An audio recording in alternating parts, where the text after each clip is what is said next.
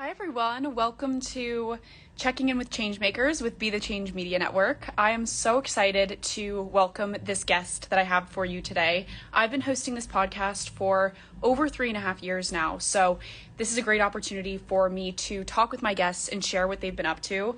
Before I bring Paxton on, I'm going to give you a little background on her, do a little brag about who she is and all the work that she's been doing.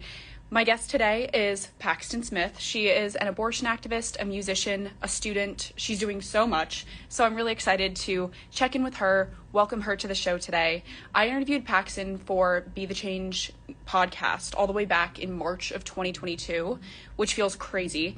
And she was featured in episode 90 of the podcast. So we've had a lot of episodes since then, and there's been a lot of time passed, and I know that Paxton's been doing some awesome work. So I'm going to go ahead and invite her, and we'll be able to dive right in. Let's see. Perfect. Okay. Hi, how are you? Hello. I'm good. How are you? I'm great. Did you hear my little brag of you? It was not the best introduction, so I'm going to ask you to do a little bit more justice. But it was great. It was great. Awesome. I'm so excited to have you. How are you doing today? Let's start with that. I'm doing pretty good.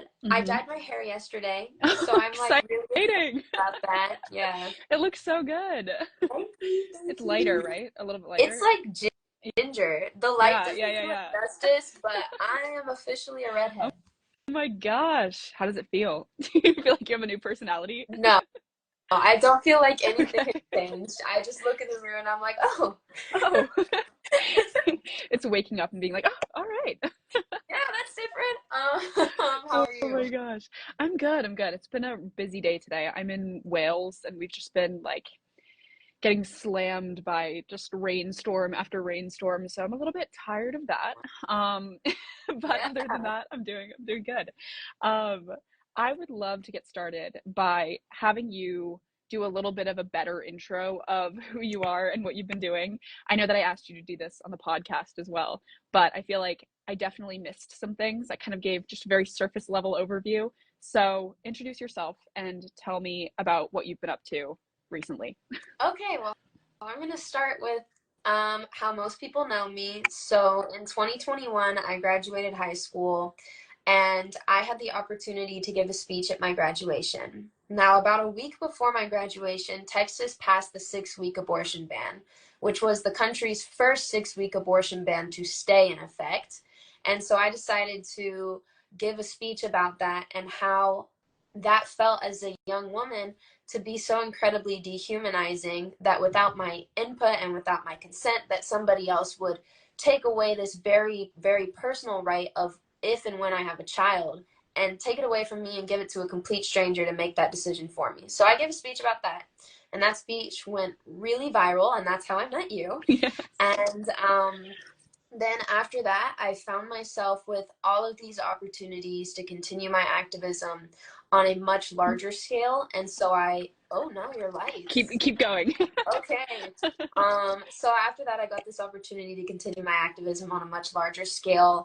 And from there, I started traveling the country, and then eventually I went to Europe to talk about abortion rights. I joined the board of directors of a multi-million-dollar national abortion fund called WRAP, the Women's Reproductive Rights Assistance Project.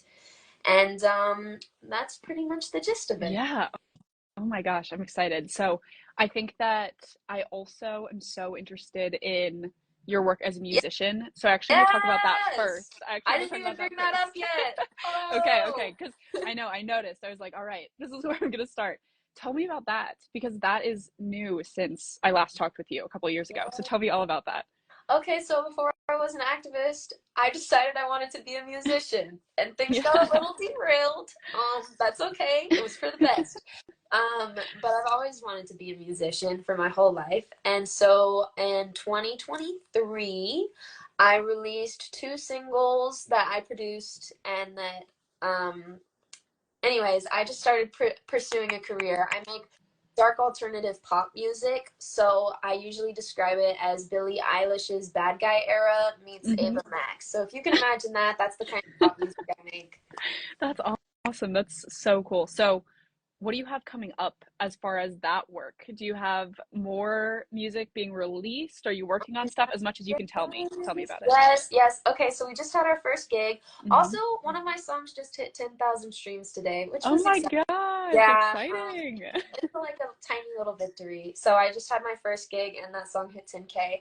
We have some gigs coming up this coming week for South by Southwest, which is a really big music festival in Austin, Texas. And I also am working on a lot of music that isn't going to start being released until August. I know Okay. that's really far away, but when that happens, it's going to be like a year full of releases. It's going to be so much fun. I'm really excited for it. That's so exciting. I'll have to have you back on here to give me a little update on how everything's Heck yes. going. That's so Hell yes. exciting. Let's That's do so that. exciting. So now I do want to dive in a little bit to your work as an activist. I wanted to talk about that though, because it's so cool. And your album, I saw like your album cover photos and they were just so cool. So yeah, had to talk about that. But tell me about the work that you've been doing just in the activism space. Do you have any work kind of coming up? Is there anything that you're working on? Are you going to be speaking anywhere? Tell me about kind of how that's looking for you now as you're balancing all of these different roles that you're playing in your life right now. Yeah, it's a lot. After Roe v. Wade got overturned, so I kind of talked about what I was doing before Roe briefly at the beginning, but after Roe v. Wade got overturned, I felt so incredibly overwhelmed by everything in the abortion sphere, everything in the reproductive health sphere, that I needed to take a step back for my mental health.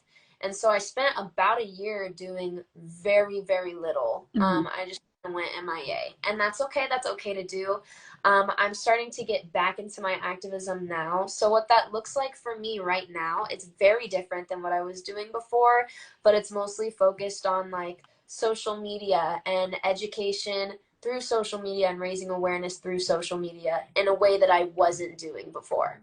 Gotcha. Can you talk a little bit about that? I think that's Yeah. such an interesting shift. So yeah, tell me about that. Yeah. So, basically, if there's something going on in the abortion sphere or something that I want to bring awareness to that maybe I feel like isn't being covered very much in the news, or there's like an aspect of an issue that hasn't been covered very much in the news, then I might want to talk about that and make a video just explaining that in depth, trying to give like a fair representation of what it is without over dramatizing things or blowing things out of proportion. That's something that I struggled with when I initially started doing social media activism. I felt like I wasn't fairly representing things. So that's, well, I was, but I felt like, yeah. Anyways, one of my main focuses is that it is like it is what it is. I'm not misleading anyone, and I want them to know the truth. And then also, I do make videos about how to find abortion care if you need abortion care. There's like all these shifting ways in the abortion realm of how to get an abortion that are just constantly changing with the legislation. And so whenever I see like a new pathway or something that I think could be really helpful, I do like to make like an in-depth video on that. Interesting. So can you just along those lines, you're still in Texas and you're living in Texas. Yes. Can you tell me about what that has looked like over the last couple of years? Maybe what it looks like now, and as we're looking at the presidential election coming up. Can you tell me about that? Because I think it's such an interesting part of who you are and your activism, the fact that you're kind of in the heat of it, and you're living in this place that has gotten so much media coverage because of these issues. Tell me about that. Oh my God, that's such a broad question. Sorry, take it wherever you want. Okay. I am a Texan. I live in Texas. I guess that's such a broad question. I don't even know where to take it. I guess Texas has been kind of like a focus of the abortion sphere, a focus of the abortion rights battleground, because Texas is so aggressive and such a front runner with it, and because there's so many people that are impacted by it. And so I've just been, trying to stay on top of like what is happening. There's just a lot going on here. I don't know. Yeah.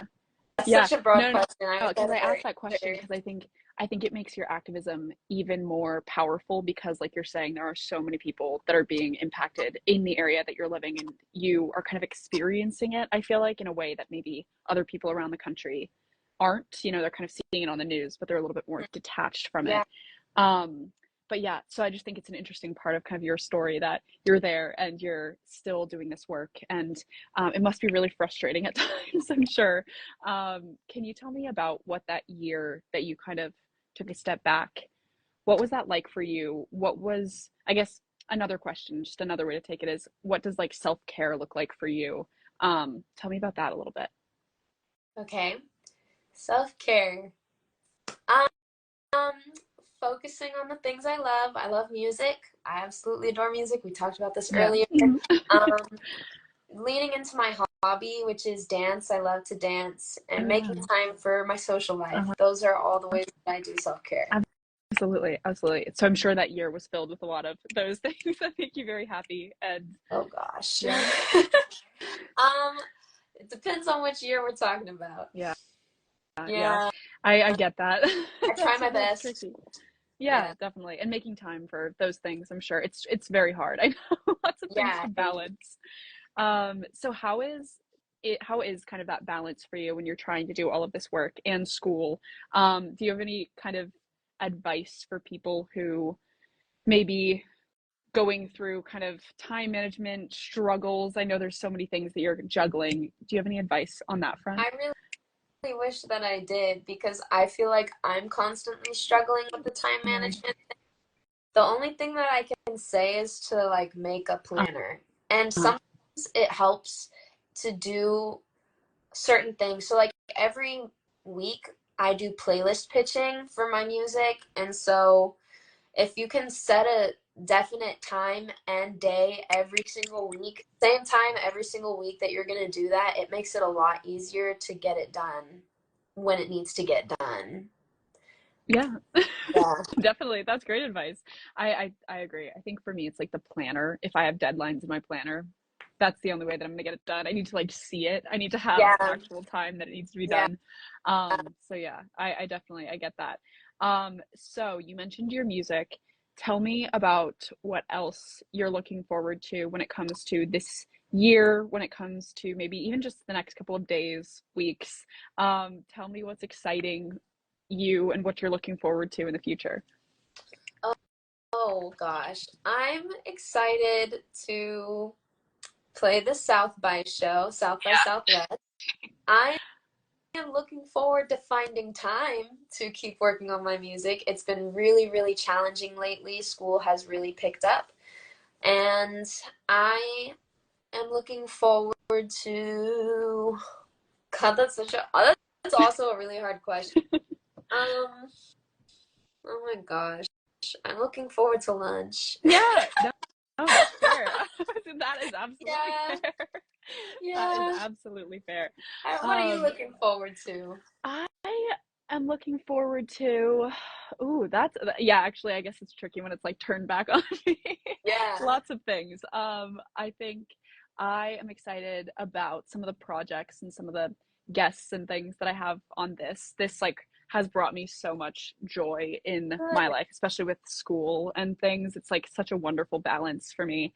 The fact that I get to just talk with amazing people like pretty much every day is such a joy. So Yeah. that's something to look forward to.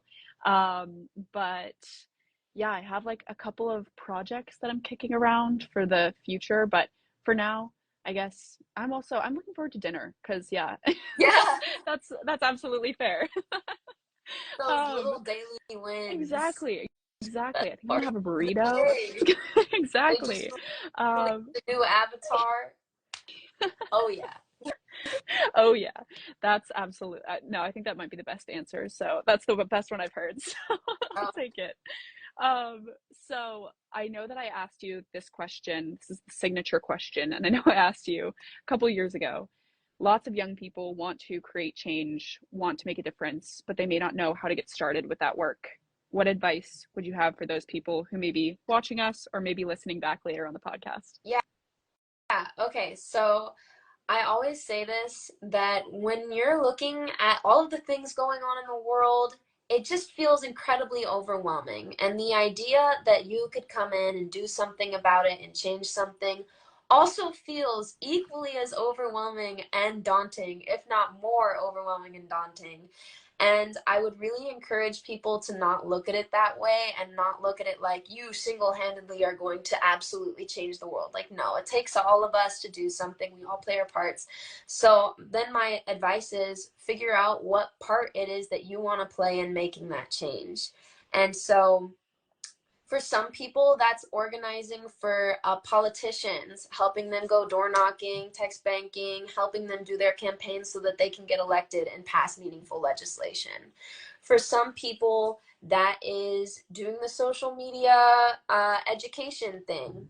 For some people, it's like you having this podcast where you can uplift other people's voices. For some people, what else? It's organizing protests. It's volunteering for nonprofits.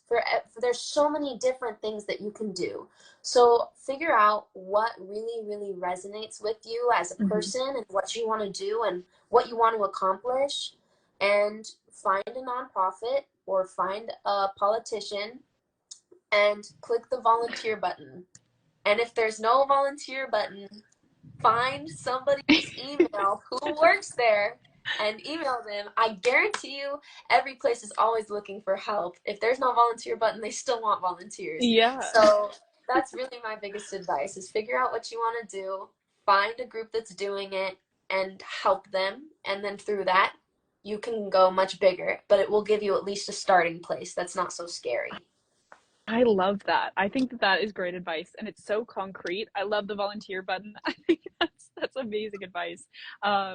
So what are the best ways for people to connect with you and to follow along with all of your work, the activism work, the music? Tell me about all of it. Yes, so the best way that you can stay in touch with what I'm doing is you can follow my Instagram. I have two. So one for my activism, which is this one, Paxton A. Smith, and then one for my music, Paxton Smith Music.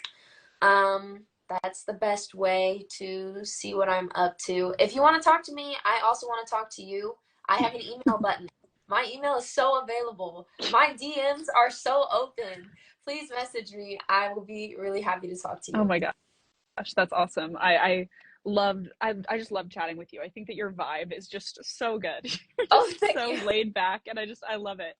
The lunch advice too. I'm not going to get over that. I think that that was the best advice that I've got so far on this show. So, thank you so much for talking with me. This is so much fun, and I'm going to upload this to the Be the Change podcast feed too. So anyone can go back and listen to it and hear all of the work that you're doing. And I hope that everyone tunes into the work that you're doing, the music, everything. I think your story is awesome. And I will definitely have you back on this show if you're willing to come on to talk about your music when it all drops later this year. I definitely will want to be on this show. I will take you up on it. Absolutely. Well, thank you so much. And to everyone who's watching or who is listening to this episode, please reach out to me by email as well, lily@bethechangepodcast.org, or on Instagram @bethechangepodcast. And tune in to listen to this week's Be the Change on Air show tomorrow. But until then, be the change you wish to see in the world. Bye, guys. Hell and yeah. Thank you so much again for coming on. Thank you for having me. Of course. All right. Have a good Go one. enjoy lunch. Bye. Thank you. Bye.